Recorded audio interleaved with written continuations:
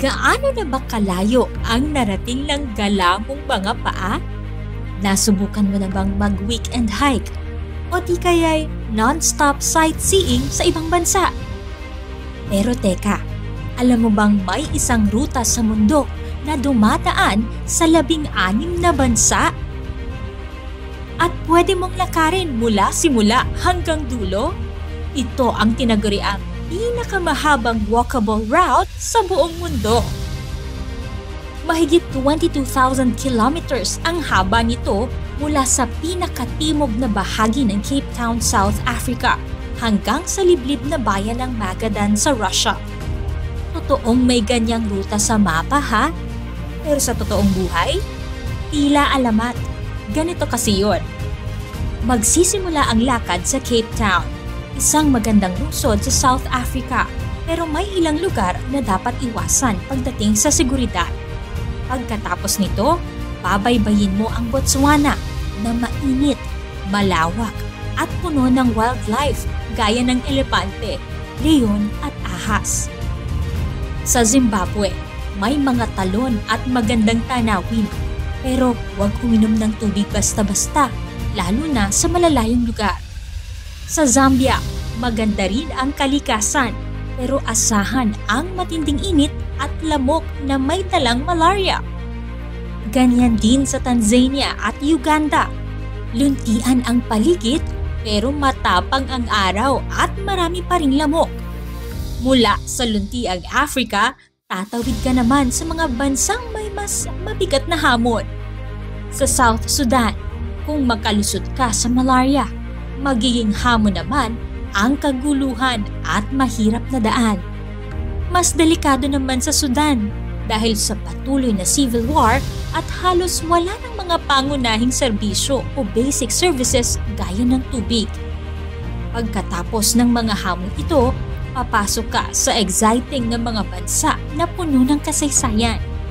Sa Egypt, makikita mo ang mga world-famous pyramids ng Giza at karamihan ng mga tourist spots dito ay ligtas. Sa Israel, bagamat maganda ang mga lugar, nasa gitna ito ng tensyon at labanan sa kasalukuyan. Pagdating naman sa Jordan, mamamangha ka sa Wadi Rum at ang misteryo ng Petra. Pero dapat handa ka sa init at limitadong supply ng tubig.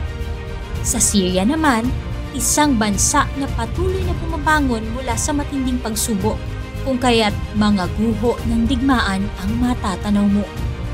Pagdating sa Turkey, kultura ng Europa at Asia ang mararanasan, pero mag-ingat sa matatarik na daan at mga border zone.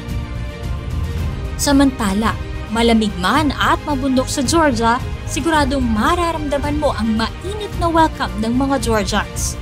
Sa Kazakhstan, endless steep ang madadaanan mo. Tuyong lupain, tahimik at malayo sa lahat. At sa dulo ng ruta, Magadan, Russia, isang lugar ng yelo, katahimikan at kasaysayan. Ngayon, malamang na pagtanto mo na kung gaano kahaba ang mahigit 22,000 kilometers mula Cape Town hanggang Magadan sa Russia. Kung hindi pa rin, isipin mo na lang, kung may taong matapang na susubukang lakarin ito, aabutin siya ng humigit kumulang 4,496 na oras o 562 araw. Kung maglalakad siya ng 8 oras araw-araw, walang pahinga. At walang sasakyan gaya ng tren ni bangka. Mistulang Ultimate Hiking Challenge, di ba? Kung saan matetest ang iyong endurance, hindi lang sa katawan, kundi pati sa isip. At para mas malinaw kung gaano ka-extreme ang lakad na to, isipin mo na lang, parang inakyat mo ang Mount Everest ng 13 beses. At may lakas ka pa para bumalik sa point A. Kung feeling adventurous ka, tandaan, bukod sa matinding lakad, political tensions at war at sari-saring hamon ng kalikasan, meron ding mga visa at border restriction na kailangang paghandaan. At yan ang pinakamahabang lakarin na ruta sa mundo. Walkable? Oo. A matter of life and death? Sobra. Kaya't hindi lahat ng kayang lakarin, kailangang lakarin. Now, you know.